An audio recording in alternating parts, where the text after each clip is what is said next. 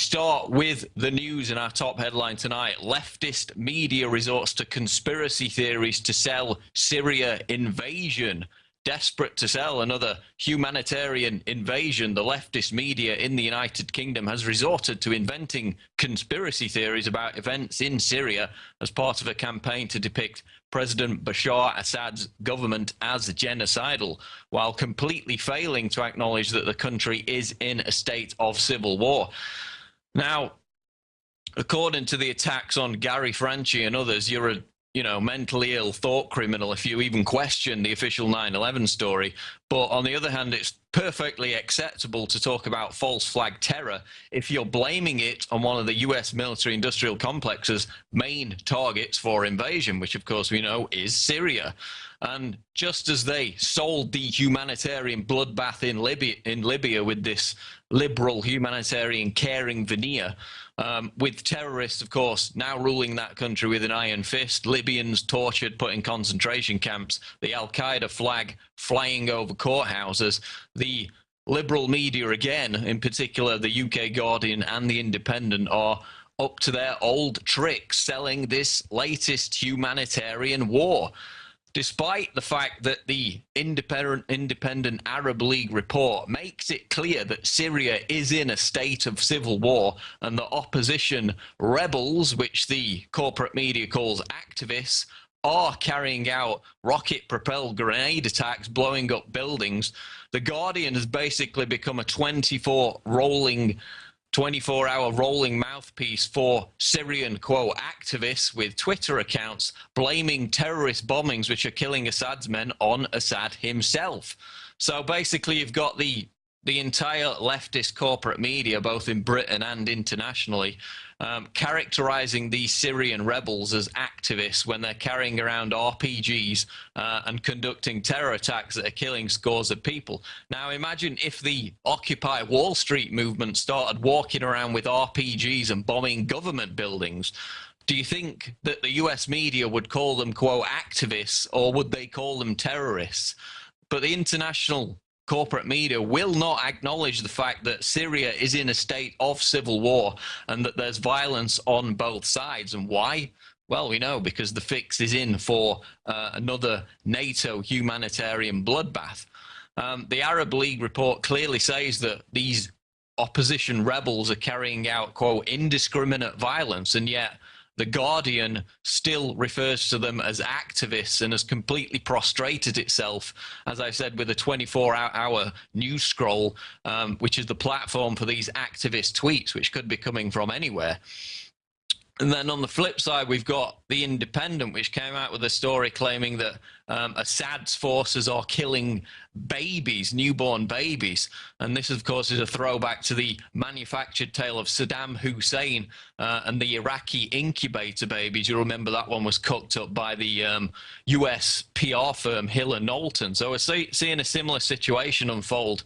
And it, in fact, turns out that that claim about Assad killing babies comes from within the halls of the British Foreign Office itself. So just because some activist says it on Twitter and then the Independent gives it credence doesn't mean it's gospel.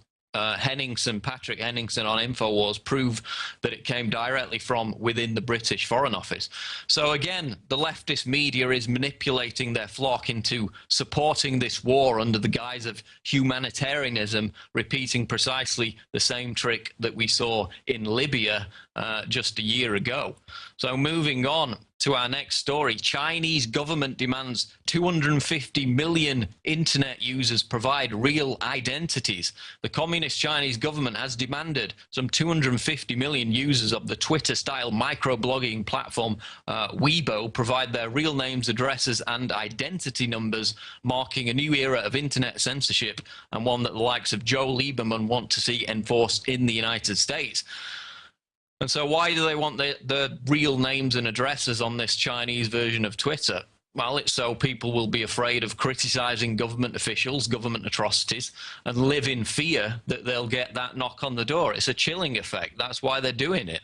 And don't forget, we've featured the clip on many occasions. Joe Lieberman told CNN in 2010, we want that Chinese-style internet here in the United States. We want the kill switch in case of war. And yet, when you look at on what occasions China blocks and censors the internet, it has nothing to do with war. It has nothing to do with genuine security concerns. They habitually do it to silence dissent about government corruption or to shut people up about atrocities that the Communist Party has committed, like the recent murders in Tibet, for example. So this is what they want in America. This is what Lieberman has called for, and this is why we need to fight internet censorship in all its guises, as happened recently with the defeat of SOPA. Three headlines now that coalesce into the same issue. LAPD pioneers high-tech crime-fighting war room, reports CBS Los Angeles. We've also got out of BBC News, spying on Europe's farms with satellites and drones.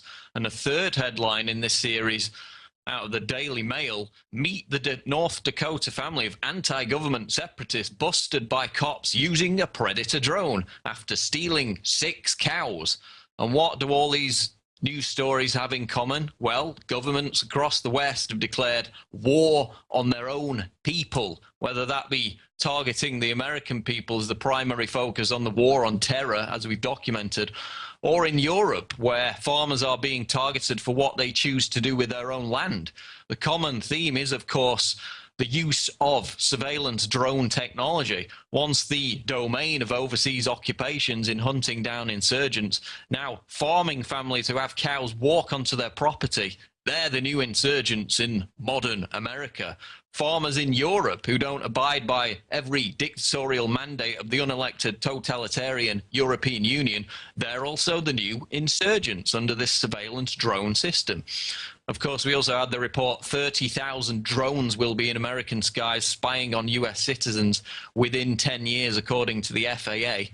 And what will they be used for? Well, if Homeland Security and their history of using these drones is anything to go by, they'll be used to repress the American people. Remember the story we covered at the end of last year? Homeland Security aided the Jamaican government in the massacre of scores of innocent people after a botched drug raid. It was a DHS drone that provided the surveillance for Jamaican authorities to go door to door, indiscriminately killing people. And of course, now we've had the announcement that DHS is planning to spend $50 million on LiDAR technology to be used in both, quote, emergency and non-emergency situations for homeland defense purposes. And what is LiDAR normally used for in this context? Hunting down insurgents in Afghanistan and Iraq. American people, you are the new insurgents, according to the Department of Homeland Security. Next story, no female TSA agents means no flight for Denver woman. This is out of Fox 31 Denver. Quote, they wouldn't let me get on the plane because I'm female, Winning said. And this is, of course, the lady who was prevented from taking her flight. She said she checked in and arrived at security about 35 minutes before the scheduled departure of her United flight. Quote, they asked if I was on the flight to Denver. I said yes. They said that they couldn't screen me because they've sent all the female TSA agents home, Winning said. A female agent was necessary because of those new pat-downs. That's right, those new pat-downs where they go directly in the pants and touch your genitalia. That's why they needed somebody, a female screener in the building, but they'd sent them all home. And so there you have it again. Another perfect reason for airports to take advantage of the recently passed provision that allows them to evict the TSA altogether and replace them with private screeners. You know, never mind Joe Lieberman and Sheila Lee Jackson whining about a new 9/11 if the TSA are evicted, you know, because the perverted criminals who are routinely caught stealing, abusing old women and the disabled, you know, the morons who stand next to radiation firing naked body scanners, they're really proficient in spotting the terrorists. This is the agency that trains hot dog sellers at the Super Bowl to hunt terrorists. I mean, come on, this is ridiculous. And yet people like Lieberman and Jackson are saying that the TSA is so professional, we can't possibly get rid of them, otherwise terrorists are going to hit us. And then you get all these cases where they botch it every time. Knives, swords, loaded guns almost every day. There's a story about how the TSA mess it up. And so we've got them on the ropes again. And people need to lobby their local airport because this law has now been passed. The TSA are forced to consider applications from airports to have the federal agency TSA screeners themselves kicked out and replaced by private security. So the TSA doesn't even have a female screener to get this woman through security. She misses her flight, and it's another example of the TSA's inadequacy and another reason why they should be replaced. Shyness, grieving, soon to be classified as mental illness, reports Fox News. Millions of healthy people, including shy or defiant children, grieving relatives, and people with fetishes may be wrongly labeled mentally ill by a new international diagnostic manual, specialists say. In a damning analysis of an upcoming revision of the influential Diagnostic and Statistical Manual of Mental Disorders, DSM, psychologists, psychiatrists, and mental health experts say its new categories and tick box diagnosis systems were at best, quote, silly, and at worst, worrying and dangerous. Some diagnoses for conditions like, quote, oppositional defiant disorder and apathy syndrome risk devaluing the seriousness of mental illness and medicalizing behaviors most people would consider normal or just mildly eccentric, the experts said.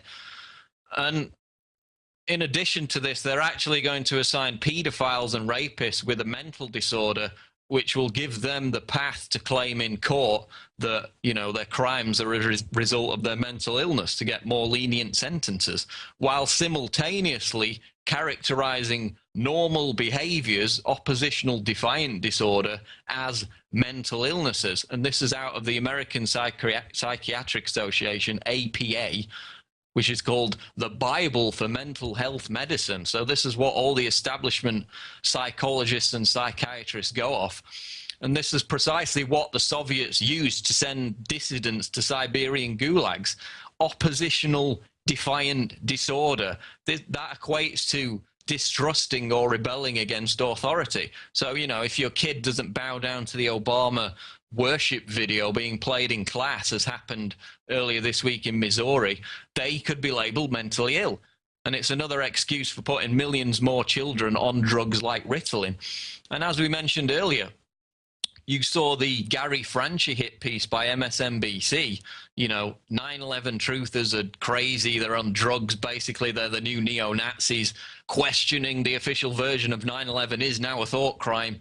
You know, it's mental illness to distrust the state and the official story that they come out with.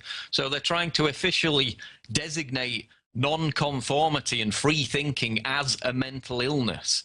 We're talking total psychological warfare against any kind of cognitive ability to think for yourself. Essentially, they're trying to turn us all into the savage from Huxley's Brave New World.